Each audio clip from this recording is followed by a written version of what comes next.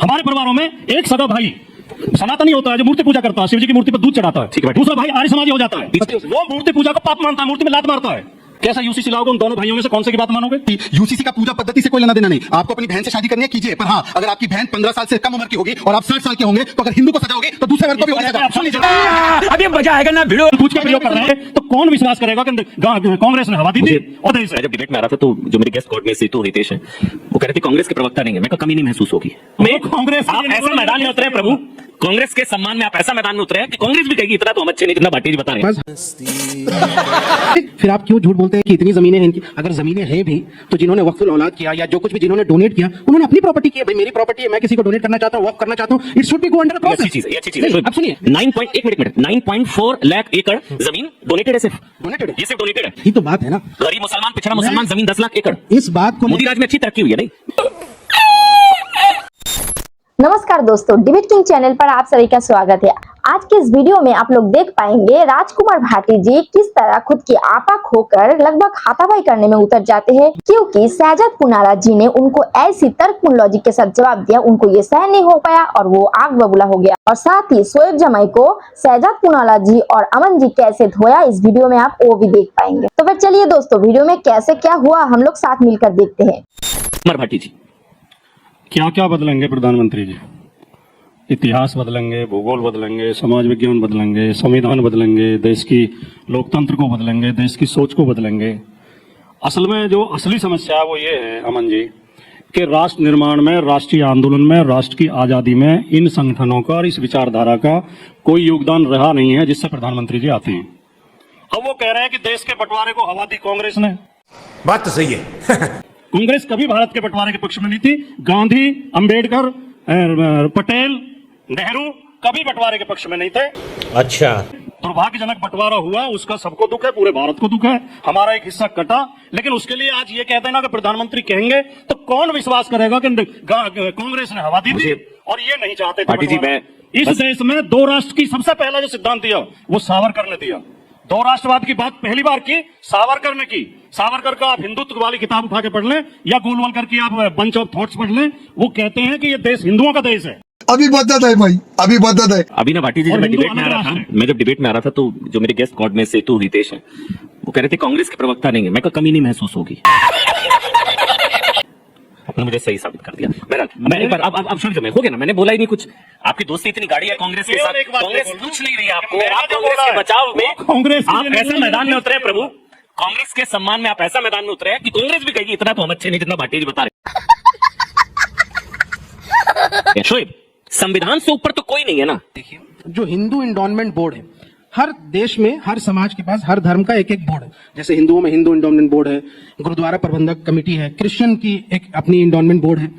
उसी तरीके से देवी स्थानम बोर्ड है, हिंदू इंडोनमेंट बोर्ड है। उसमें सिर्फ 4 राज्य, तमिलनाडु, उड़ीसा और आंध्र प्रदेश और तेलंगाना, इन 4 राज्यों के आंकड़े उठा के देखेंगे तो लगभग 12 लाख एकड़ जमीनें जो है वो सिर्फ ये 4 राज्यों में है। फिर आप क्यों झूठ बोलते हैं कि इतनी जमीनें हैं इनकी? अगर जमीनें हैं भी तो जिन्होंने वक्फुल औलाद किया या जो कुछ भी जिन्होंने डोनेट किया उन्होंने अपनी प्रॉपर्टी की है। भाई मेरी प्रॉपर्टी है, मैं किसी को डोनेट करना चाहता हूँ, वक्फ करना चाहता हूँ, it should be go under a process. अच्छी चीज है, ये अच्छी चीज है। अब सुनिए, एक मिनट आप कंप्लीट करिएगा। ये अच्छी चीज है, यानी कि 9.4 लाख एकड़ जमीन डोनेटेड है। इसमें वक्फ बाय यूजर भी है। नहीं, मैंने पूछा हाँ या ना।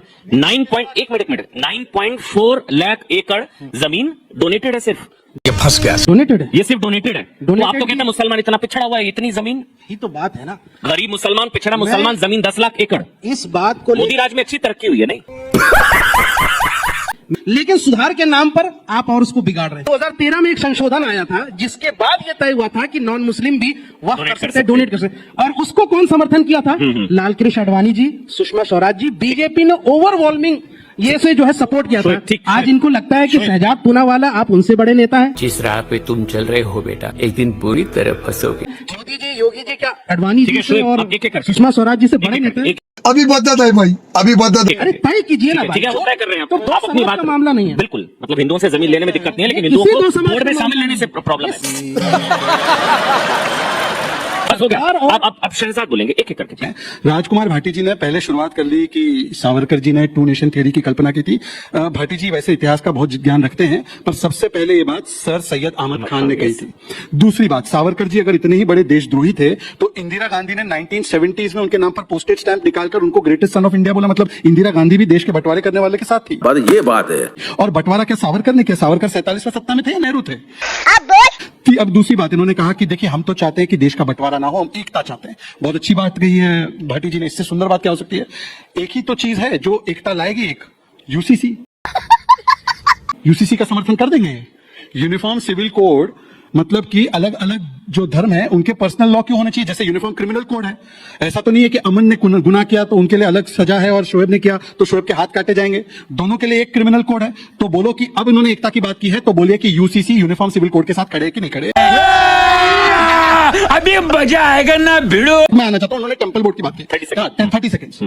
टेम्पल बोर्ड की बात करने वाले लोग बताएं कि टेम्पल तो टैक्स भी देता है इस देश में।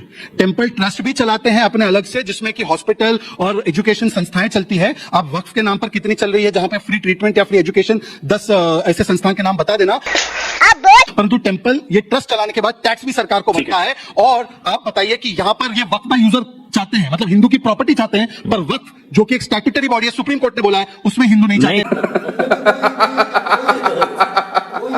मैं इसलिए बोलना चाह रहा था कि रजाकारों का इतिहास ना बता दे। हाँ भाटी जी आप बोलिए, तो please। वक्फ बिल को लेकर और एक यूसीसी को लेकर दो बातें कही। ये वक्फ बोर्ड का कानून केवल वक्फ की जमीन कब्जाने के लिए लाया गया है।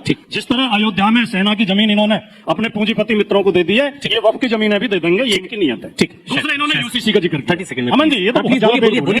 यूसीसी का जहां तक सवाल है कि पूरी दुनिया जानती है कि भारत एक विभिन्नताओं वाला देश है। यह कोस कोस पे पानी बदला, 4 कोस पे पानी। यहाँ ऐसे लोग भी हैं जिनके 2 सगे भाइयों के बच्चों की आपस में शादी हो जाती है, एक भाई की बेटी एक भाई का बेटा। या ऐसे लोग भी रहते हैं, ऐसे समाज भी हैं जो अपने मामा के बेटी से शादी करते हैं। और यहाँ ऐसा समाज भी है जिसमें मैं भी आता हूं। मैं भी जिस समाज से आता हूं, मामा की बेटी से शादी करना या चाचा की बेटी से शादी करना पाप माना जाता है, अपराध माना जाता है। तो ये देश विभिन्नताओं का देश है। हमारे परिवारों में एक सगा भाई सनातनी होता है जो मूर्ति पूजा करता है, शिव जी की मूर्ति पर दूध चढ़ाता है। ठीक है भाई। दूसरा भाई आर्य समाजी हो जाता है, वो मूर्ति पूजा को पाप मानता है, मूर्ति पे लात मारता है। अच्छा, कैसे यूसीसी लाओगे? उन दोनों भाइयों में से कौन से की बात मानोगे? अभी बदत है भाई, अभी बदत है। यूसीसी के नाम अब देखिए, मैंने दोनों वक्ताओं को बहुत धैर्य से सुना और बीच में कोई नहीं बोलेगा। अभी इन्होंने क्या बोला कि यूसीसी आ जाएगा, एक बुत परस्ती करता है, एक जो है मूर्ति को नहीं मानता है। क्या पूजा पद्धति तय होती है यूसीसी से? अगर ऐसा है तो यूसीसी लाने वाले तो नेहरू जी और आम्बेडकर जी थे संविधान में। यूसीसी का पूजा पद्धति से कोई लेना देना नहीं। आपको अपनी बहन से शादी करनी है, कीजिए। पर हाँ, अगर आपकी बहन 15 साल से कम उम्र की होगी और आप 60 साल के होंगे तो अगर हिंदू को सजा होगी तो दूसरे वर्ग की भी होगी सजा। आप सब जानबूझ कर प्रयोग कर रहे हैं और बीजेपी के लोगों की आदत है। बीच में नहीं बोला, शादी नहीं करता हूं, अपनी जुबान को लगाम दीजिए। आराम से। देखा आपने लापरवाही का नतीजा। जानबूझ के इस तरह की बदतमीजी कर रहे हैं। मेरे भाई आप लोग करते हैं, मैं नहीं करता। नहीं आपके लिए नहीं बोला। मैंने आपके लिए बोला आपके लिए नहीं, ये शब्द का क्या मैंने जनरली बोला। आपको अपनी बहन से शादी करनी है। किसी को भी जानबूझ के किसी को भी भाटी जी, इनके पास भाटी जी लेट हिम स्पीक, बैठिए लेट हिम स्पीक। भाटी जी बोलने दीजिए, माफी मांगे, बोलने दीजिए, उसके लिए बोलना होगा उनको। माफी चाहता हूं अगर हाँ, अगर आपको हाँ प्लीज शहजाद बात करने के बाद पूछ लीजिए क्या मैंने इनके परिवार पे बोला है। आप एक बार बोल दीजिए, देख लीजिए, यहाँ पे देख लीजिए, यहाँ पे देख लीजिए। मतलब किसी ने को डिनाई करना है। इन्हें सब जानते हैं हम। ठीक है, ये जो क्लोजिंग अच्छा क्लोजिंग कमेंट प्लीज हो गया भाटी जी। सारे आरएसएस मुख्यालय भाटी जी बताइए, ये जो इनको बोल रहा है आरएसएस का, ये ठीक है। 3-4 आदमी ने फंड ले रहा है, ये बताइए, केवल 3-4 आदमी ने फंड ले रहा है। ये 3-4 आदमी आरएसएस मुख्यालय भाटी जी से पूछने बुला के आ जाओ, इनका पर्चे पूछो। राजकुमार भाटी आ रहे हैं वहां से बैठ कर। राजकुमार भाटी प्लीज आप अपना नाम अच्छा please please please please please please please आपने कैसे नहीं सुना? आपने नहीं अच्छा सुना? मुझे wind up wind up wind up wind up wind up wind up नहीं वाइंड अप प्लीज मैंने कहा आप अपनी बहन से शादी करिए। बस चलिए wind up wind up wind up wind up बहुत अपमानजनक भाटी जी शब्द ऐसे हैं। गुंडागर्दी नहीं। आपने मुझसे कहा कि आप अपनी बहन से शादी करिए, इसके लिए आपको माफी मांगनी पड़ेगी। नहीं मांगोगे तो मैं बोलने नहीं दूंगा, इस 100 में तो बोलने नहीं आपको दूंगा। करना करिए। गुंडागर्दी किसकी आदत है, किसकी फितरत है, समझ इन्होंने ये बात बोला था या नहीं बोला था? नहीं बोला। मैं शहजाद पूना वाला, आप मेरी इतनी बेइज्जती करोगे? चलिए धन्यवाद। मजा आया।